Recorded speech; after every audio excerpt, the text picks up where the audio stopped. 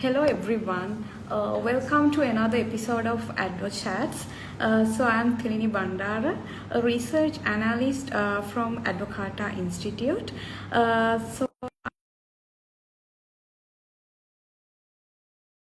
Who is a senior research manager from LIRNEasia. So today we are talking about hi Gayani, hi, welcome to the discussion. Yes. Yes. So today we are talking about the social protection, Sri Lanka's social protection amidst IMF reforms. So to begin with the discussion, first of all, I would like to discuss about the importance of having a social protection scheme for a country like us, especially a developing country like us. When we're talking about the social protection programs, those would like contribute to eradicate poverty and also reduce inequality among the people, and also that would contribute to enhance the human development and also improve the economic growth of the country. So moving forward, so just wondering your ideas about the importance of having a social protection scheme for a country like us. Over to you, guys. Absolutely, thanks, Thilini. So the importance of social protection really comes from a place that we, humans at different stages of our life face different types of shocks, right? Sometimes they're unanticipated, like, natural disasters. We dealt with COVID. Certainly the economic crisis is also one of them, right? And this is what we call covariate shocks. But we also deal with other types of shocks during our life cycle. So this can be illnesses, you may suddenly have a workplace injury. So we need to have a social protection system that helps protect people at different stages of our life, right? And you see that countries that are developed, you think of, these Nordic, Scandinavian countries, you'll see that they often spend a large proportion of their GDP, of their budgets on social protection, and this is really important to countries like this. So that is really the basis of making sure that people are protected. It helps with people's economic, psychological, and even physical well-being, right? So this is the sort of base and importance for having a good social protection system. Yes, that actually makes sense. So moving towards the need for having a social protection within the current context. Right now, Sri Lanka has been approved for the IMF program, and also currently the country is having ongoing crisis. So with that situation, World Bank has worsened for a more even poverty incidents among the citizens if government fails to address the needs of the vulnerable poor people. So in that sense, how do you see the need of social protection program within the current context of our country? Over to you, guys.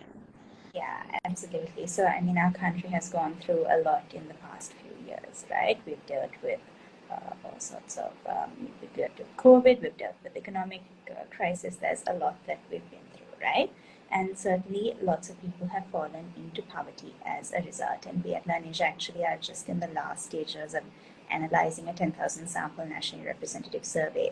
And just looking at the initial data cuts, we can see lots of people have fallen into poverty, and it's really difficult to see. And even when we've been on the field collecting data, we've seen that, malnourishment is a thing. We've seen that lots of people go hungry. There are instances that lots of families have to reduce the, number of meals that they're having, reduced their portion sizes. So this is really an issue, right? It's an issue from, like, say, a hunger perspective.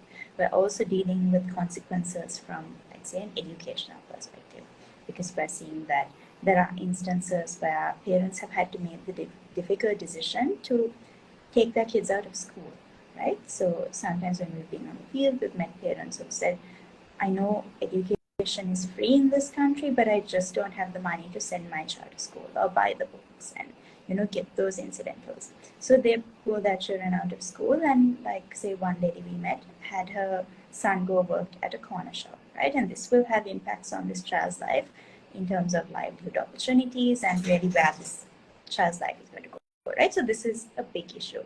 So we're dealing with the current short-term impacts, but this will also have long-term impacts if not dealt with properly, right? So we're seeing some progress, right?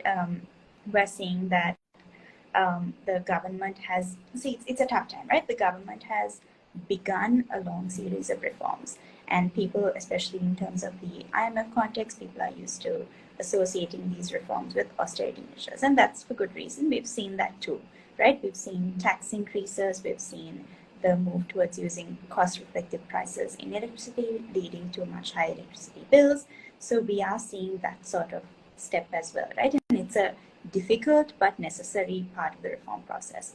But what we've also seen in this IMF reform process is that there is a big focus on safety nets as well. So that I think what they're trying to do is balance between making sure that the difficult macroeconomic reforms happen, but also that people are adequately protected during these times. So it's a tough balance, but there is some movement at least to, or at least incentive, when there's a signaling from government that they're going to move towards this regime. But of course, we need to see how it's implemented. Yes, that actually makes sense. Also, I would like to remind to our audience that you can ask any questions in the comment section. So we already happy to answer your questions as well. So yeah, moving forward. So currently there are sort of social protection programs are in place in Sri Lanka, and also there's an upcoming programs also to be happen in near future. So I would like to draw your attention on the challenges and key issues in the existing system. So sort of if I am not mistaken, there are sort of challenges in administration front, and also there are a lot of coverage in issues, and there are sort of various issues in the existing program. So I would like to talk more on that angle as well. Over to you, Gayani. Yeah, right, absolutely. I mean, the issues that you raised in terms of administration and coverage are absolutely valid.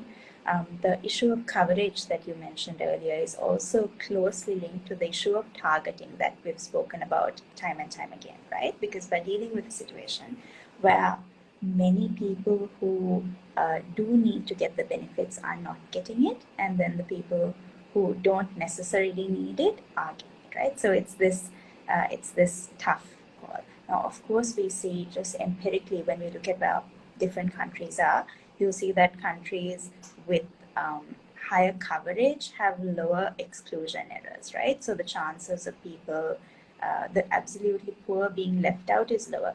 But unfortunately, we are in a place where, we have limited fiscal space, right? So that's where, we have to make more of an effort to really try and direct our resources towards the poorest. So it's that difficult trade-off that we need to make.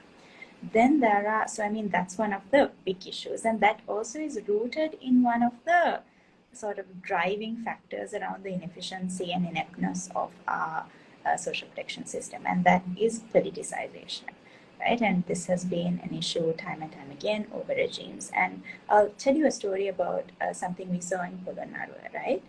We met this chap who's been on Samudri since the early 2000s, right? So this is a long period of time, over 20 years. And he said that there was a time in his life where he felt that he really needed the help. He couldn't get any sort of job, so he was trying to apply for Samudri, right? Then he said that he applied, but he was never getting it.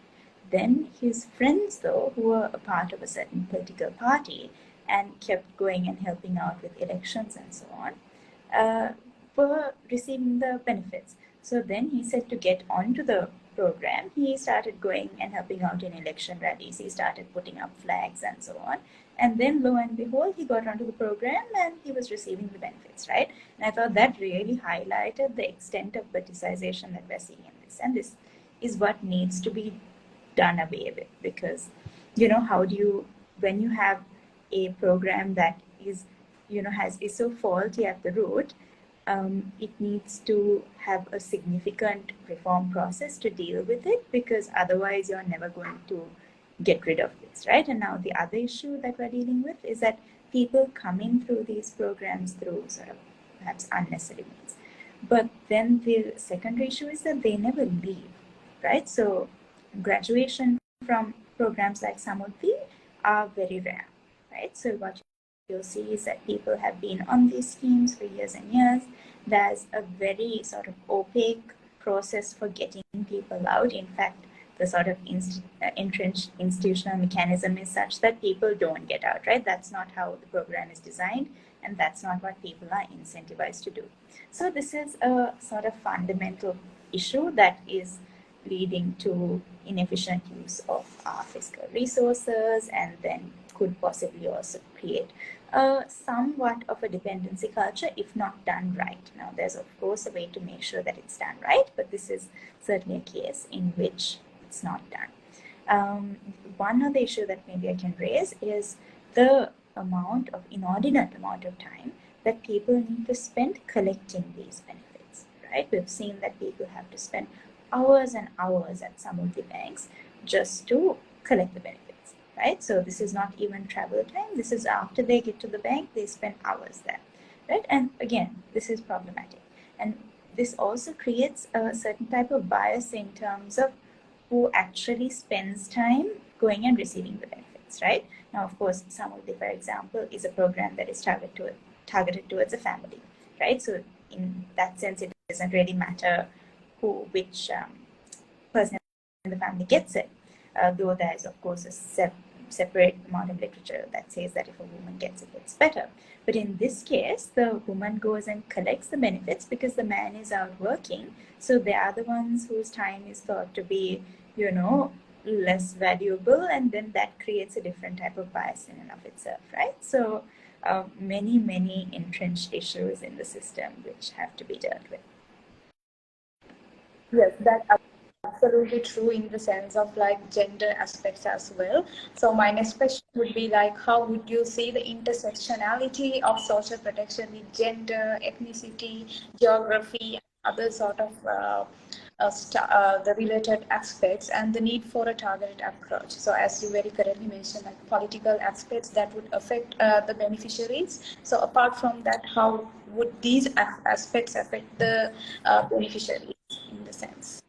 Yeah, this is a tough one, right? Because there are many different. So when you look at targeting, there are many different approaches that people take, right? Sometimes some countries use things called geographical targeting, where they will only give it to a certain province, right? So now, say in the case of Sri Lanka, if they see that like a province, a district, something, right? So if you see that the Uber province or the Monragal district is the most in need, they would only direct the program that way, right? And maybe we've seen some programs for the north and east at a certain point of time. That's one option.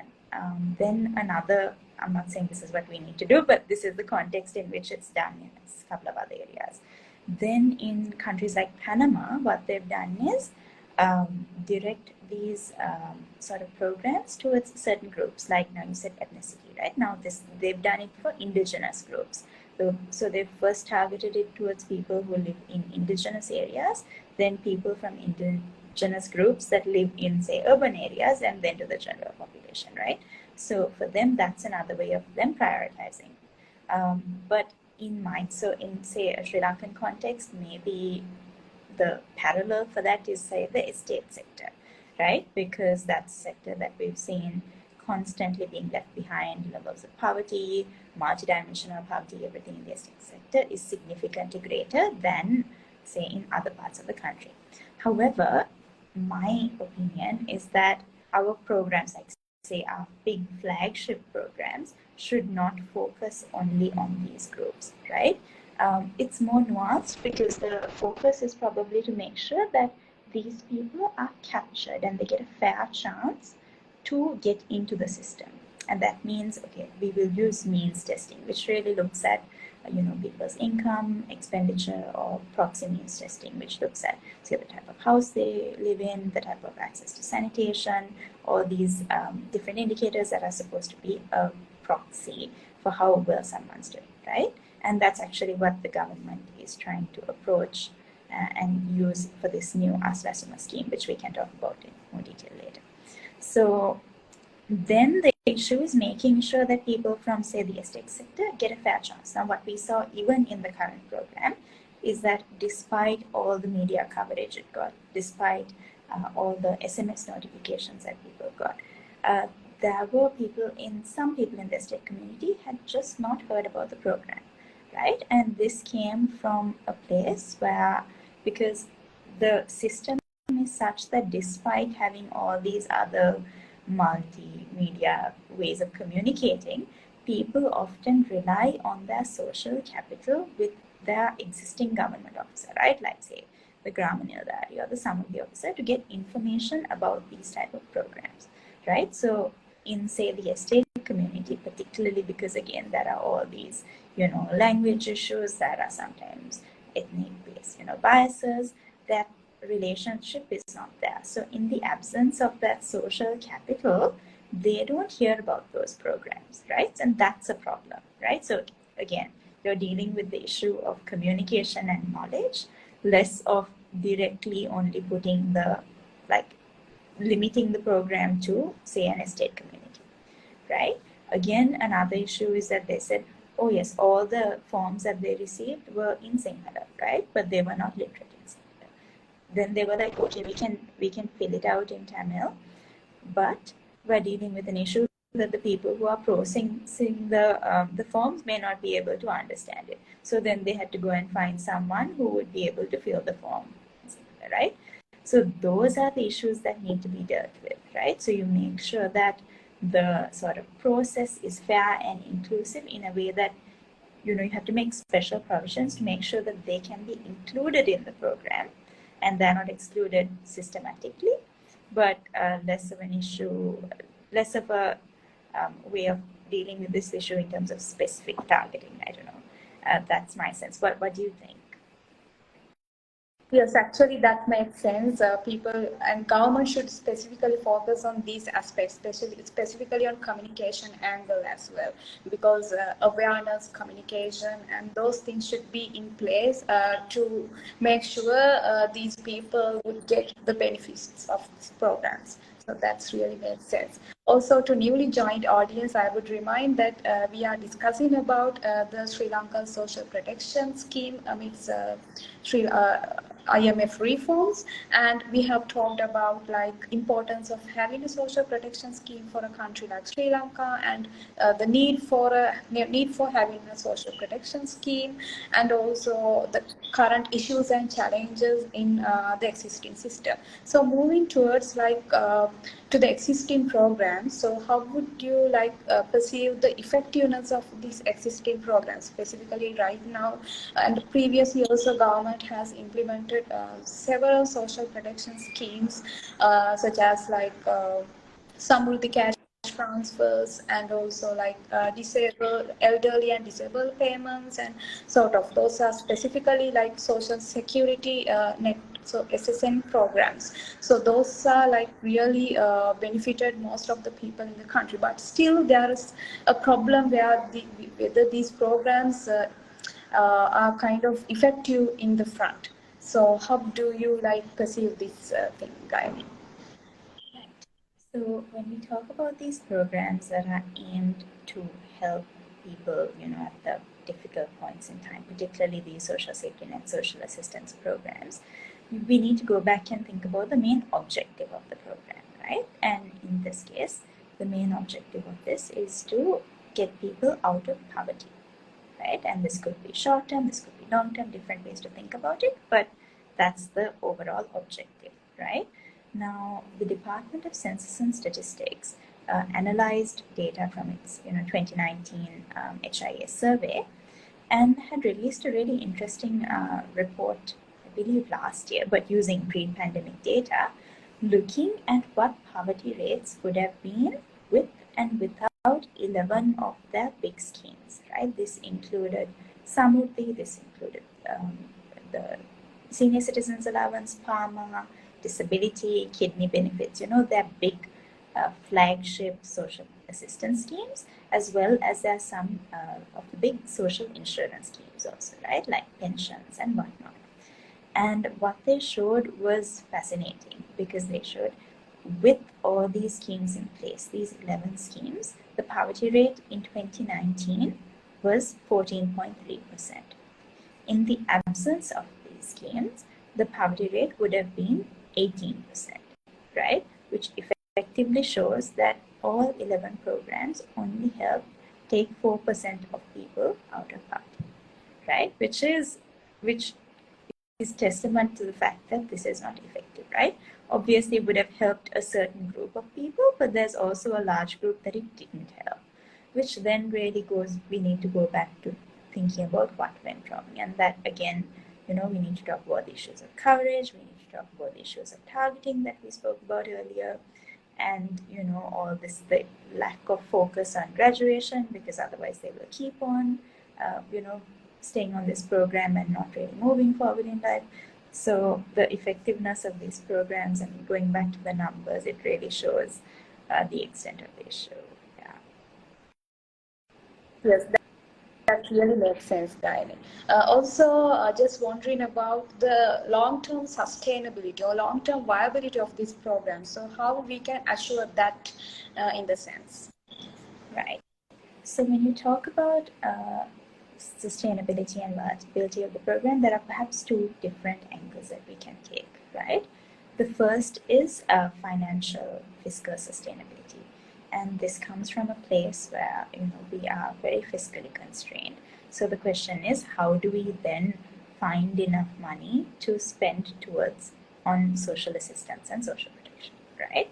And this also comes from a place where, we need to focus on increasing our revenue, but also redirecting our expenditure, right? So part of it is making sure that we spend the money that we earn responsibly, right? So that what we've seen comparing Sri Lanka's, historically looking at Sri Lanka's social assistance spending versus other countries in South Asia, Southeast Asia, and so on, with our peers, is that ours is significantly lower, right? So even a country like India would spend over 1% of its GDP on social safety nets, right? This has not been the case for us.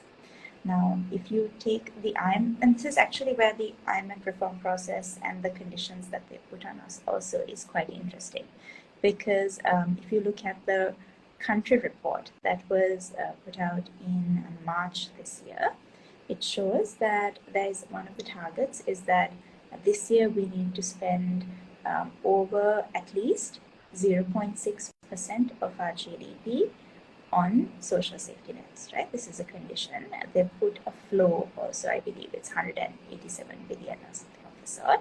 And they say in the years to come, we have to spend between at a minimum 0.6 to 0.7%, right? So again, it's making sure that from the pot of money that we get, that we do prioritize and spend on social safety nets, right?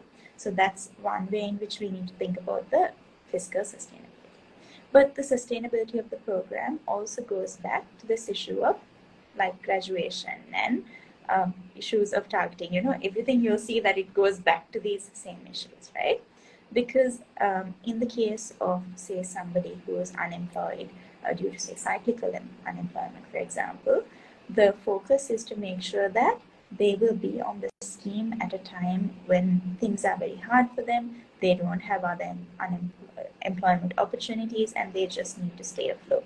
But after the economy recovers and after there are opportunities that come up, they get off the scheme and then they start earning the funds themselves, right? So again, that is where the fiscal sustainability will also come in. So it's a two-pronged approach in terms of how much money you spend and also making sure that the people who are absolutely in need of the benefits are only on the scheme for that point in time, right? So that's where we can think of it even in terms of, say, unemployment benefits for people who are there on a short-term basis. So it's a sort of nuanced, multi-pronged sort of approach that we'll have to take. Yes, that actually sounds good as well. So next, I would like to ask about the recently proposed Aswasma program, which is a social assistance program targeted people in need.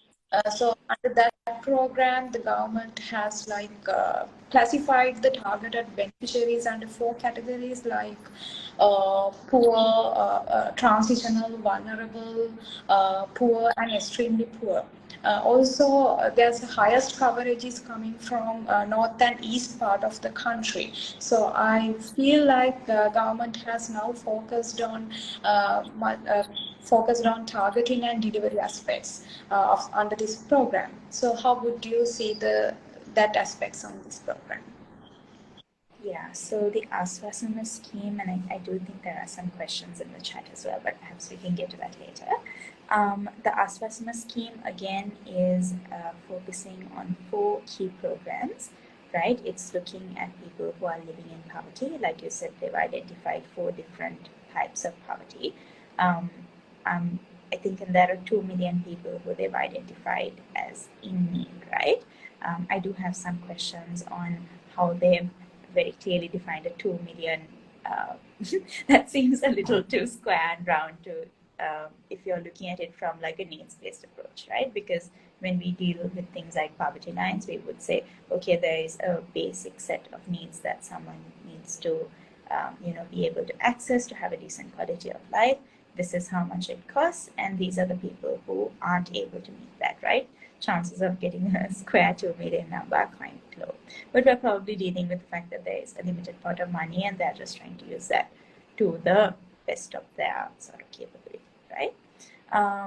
There's also, I do have some questions on how they've identified people who are transitionally poor, because there are multiple different aspects that you need to think about in terms of what it really means for someone to be transitionally poor, right? So there are some nuances that are left unanswered. I can't say whether it's correct or not, but it's unclear, right? Which again goes back to another issue of the lack of communication and transparency about how this has been done.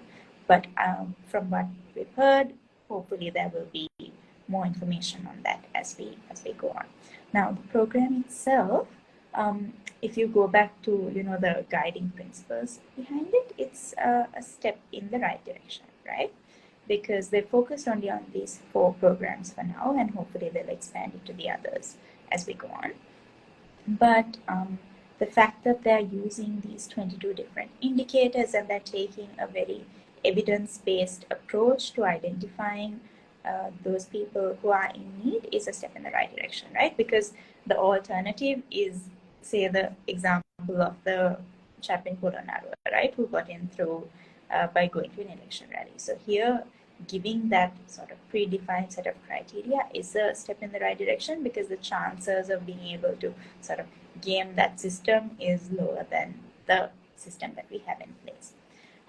What is unclear at this point is how good those indicators are in identifying those in need, right? And that's something that we, Advocata, LIRNEasia, agencies like ourselves need to work on, because what we need to work on is, say, monitoring, evaluation, seeing the efficacy of these indicators, and then seeing what else can be done, right?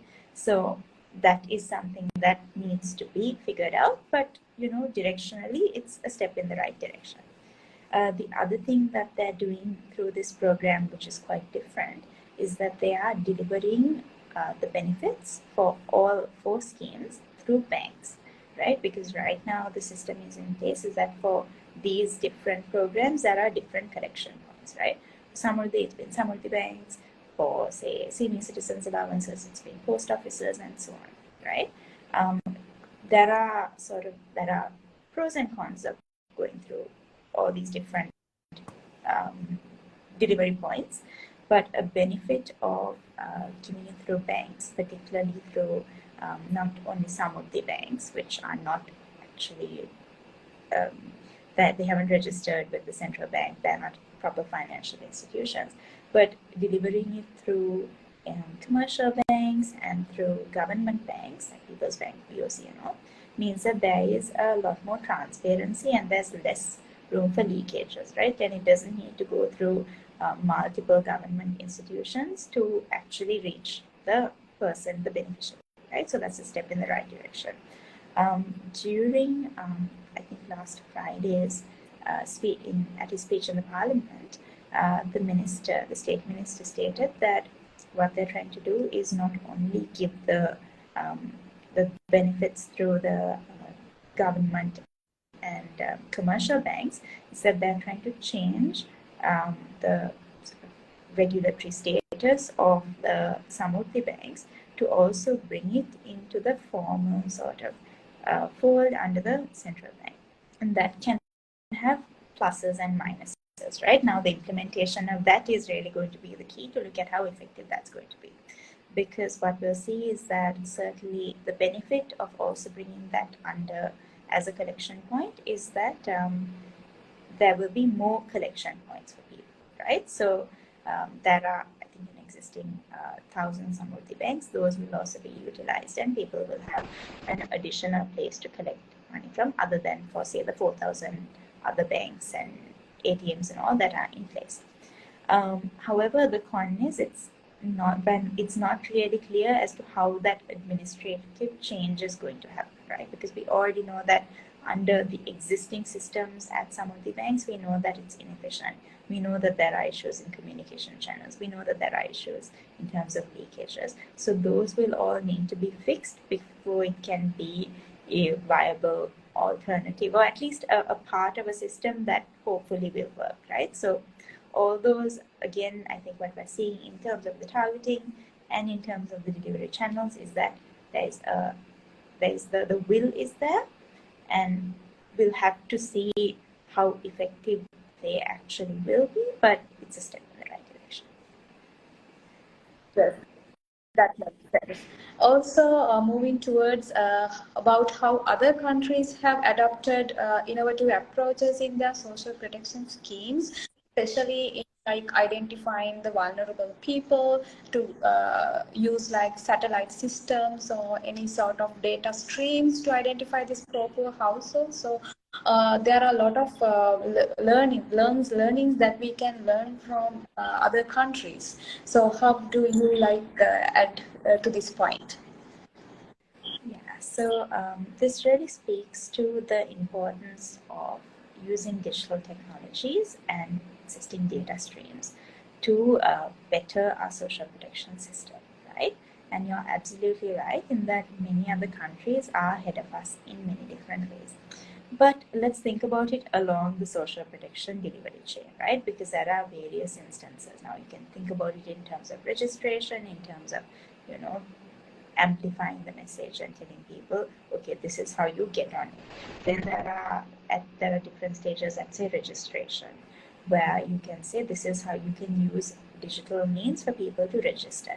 And this is actually a place where Sri Lanka is really lagging behind, right? Because now in cases in many other countries, and even during the COVID crisis, in all countries except South Asian countries, except Afghanistan, Bangladesh, and Sri Lanka, our South Asian peers used digital means to allow people to register for schemes, right? So, but the approach that we've been using and continue to use is one with a pen and paper method, right? Where somebody sends you a form, then you fill it out, give it back to them, then they may enter into a digital database, right? But then that allows for, again, sort of leakages and inefficiencies. One is it takes a sort of long process, but also we've seen instances where someone has handed over a form to a government officer, they've lost it, which dealt with other issues where they've said they don't have anywhere to store all these forms and multiple pieces of paper that they need to fill out. So again, this is one way in which we may be able to streamline the process and then also address issues around all these, earlier we were talking about the biases around and the centrality of the relationship between the potential beneficiary and the, say, government officer, right? Some of these can be circumvented if we deal with a digitalized agent. Now, of course, the issue with using digital for registration is that there are other access and use gaps, right? So not every Samudri beneficiary, for example, or us as a beneficiary, may have a mobile phone, or they may not have the internet connection, or they may actually not have the digital skills they need to sign up for the program. And that's always going to be a challenge. Whenever you bring digitalization, into any sort of process, that negative is always there. But we dealt with this issue when we were trying to get people to sign up for the fuel pass a few months ago, right?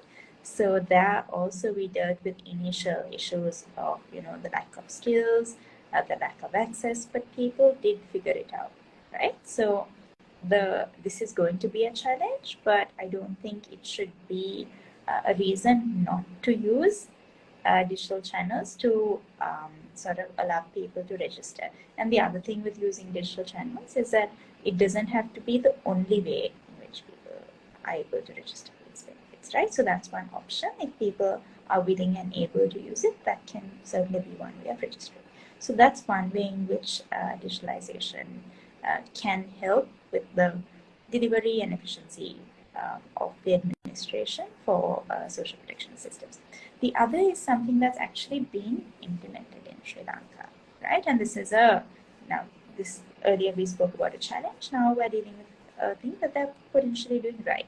And this is the unified registry that they're trying to do, right? Because earlier we were dealing with an issue where every different scheme had its own list, right? So if you wanted to be on Samruddhi, you had to go and deal with the Samruddhi officer and get on the Samruddhi list, but you could simultaneously be on a disability list and nobody would know, right? So what the unified registry is doing is that they are consolidating all that information in a single database. So that reduces all these information asymmetries that people deal with.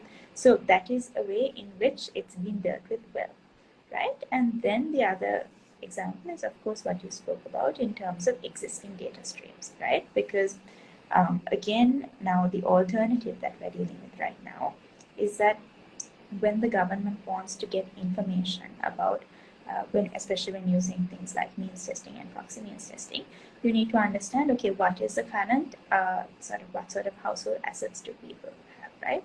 What kind of house do they live in? Are they truly living in a mud house? Do they have access to electricity? Are they using more or less than a certain threshold that the government has deemed as a threshold for saying whether you are poor or not, right? So right now we had to have individuals going and collecting that data, right? And that we've had issues in the process as well, right? Because there were times in which the people who were to collect the benefits refused to do so because there were issues around, they wanted a part of the gazette changed because they felt that they didn't want to be held liable for collecting incorrect information. So these sort of like practical challenges have also come in earlier, right? So going towards using existing data streams may help us deal with some of those issues, right? And the other thing with using, say, using a survey-based methodology is that this can only be done once a year or once in 2 years or something, right? It may not accurately show how, as someone falls into poverty, it may not be sensitive to those changes, right? So those are all the benefits of using existing digitalized data streams. Now, unfortunately, what's unclear, certainly in the Sri Lankan context, is whether any of the indicators that we've been talking about truly, on a first basis, whether they correctly identify those people who are in need, right? So we need to do our homework and we need to do the initial rounds of assessment to see, do they correctly identify those in need? Then we need to see, is there existing data that government or say private sector has? Then we need to think, okay, if government has it, is it digitalized? If private sector has it, are they willing and able to share it? How can they do that in such a way that people's personal data is protected and that balance is held, right? So again, we'll have to go back into issues in the digitalized realm. First, to look at the accuracy of the data, the state of digitalization, and then the practical constraints about using it, right? So again, as all things digital, we need to think about all these other elements before we go and use it, but obviously there is a lot of potential. Yes, that I also truly agree with what you have mentioned, specifically when adapting to the latest technologies. Like we have to assess the potential of adapting to these technologies and getting maximum out of it as a country. So moving forward, right now, Sri Lanka has already implemented a social assistance program, and a lot of things are right now in kind of the government is streamlining the process in terms of targeted assistance, and also in terms of providing or ensuring much successful in delivering aspects. So that's already in line in the current process.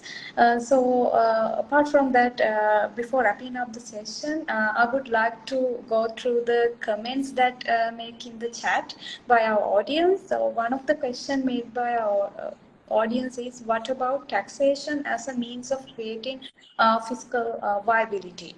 So what do you think about this, Gayani? Yeah, I mean, that's absolutely necessary, right? Because the first stage of making sure that you have sufficient funds to spend on anything, right? Maybe safety nets, maybe education, maybe healthcare, is making sure that we have adequate funds, right? So that's the means of getting the funds, right? So that's step one. So taxation, we can look at tax, but we can also look at non-tax revenue, right? So building that base is absolutely essential, and taxation is one way that we can build that base. But then what we need to do is think about how we spend that money, right? And again, there's a separate, a level of decision making that is required to think about how do you spend that money, which is where even those IMF conditions come in, right? Because they're saying of the money that you have, you need to spend X percentage, and a significant percentage more than what we've been doing so far on safety nets, right? So yes, absolutely, we need to use taxes to raise the money, but then we also have to be, smart about how we spend it. Yes, that makes sense. So I think, yes, there was one more, no, Thilini, there was one more question. Yes, there's one more question. Let me go through the chat. Yeah. I think if Yes. you are in a poor family with multiple challenges, an elderly grandparent and a member with disability, is it not okay to access multiple schemes? Yeah, this is a good question, and there's one school of thought where people say, being a part of multiple schemes is not good, but I'm actually not of that view, right? I'm of the view that, okay, if you are absolutely poor, then that's one base, right? And you need to get adequate funds to deal with that. But of course, certain households deal with different layers of complexity, which is what I think you're alluding to as well, right? You'll have someone with disability, you might have a person with a chronic kidney disease. The state, or whatever other mechanism you're using to facilitate the social protection, should be sensitive to the specific needs of the household, and then you should be able to address that based on the severity of the issue, right? So I don't think that's a problem. The issue so far is that there has been a lack of clarity on that, right? So there's been a lack of coordination between government institutions on the fact that they are providing, like, multiple schemes are providing funds to the same, right? Now, if you are truly poor, if you truly do have a person with disability, if you do have an senior citizen at home who is in need, then it's fine, right? But there are also people who use this scheme when they truly shouldn't have been eligible. So having that sort of transparency in terms of which kind of households, the composition of the household, the different layers of challenges and vulnerability that a household is facing is good, right? And then it's also relevant to another big conversation that we have in social protection, which is, okay, certain types of schemes, they say, should be afforded to, say, only poor people, right? But then there are these larger questions on, should all persons with disability be eligible for a certain type of benefit? Does that also have to be means tested, right? So then that additional layer of decision needs to be made by government to see whether you are willing and able to give a certain benefit for all persons with disability, or if you don't have the fiscal space, if you have to means test it as well, right? So I hope that answered that question. Yes, I hope so. So I think this brings to our end of our discussion today. So thank you very much, Gayani, for bringing us a lot of in detail insights to the discussion, and thank you very much for our audience as well for being with us. And I would like to remind our audience to follow us on all our social media platforms and stay updated with more chats like this, and also the work that we do. So again, thank you very much, everyone. Have a nice day. Thank you very much, Gayani, again. Thank you. Thank you for having me. Bye. Bye.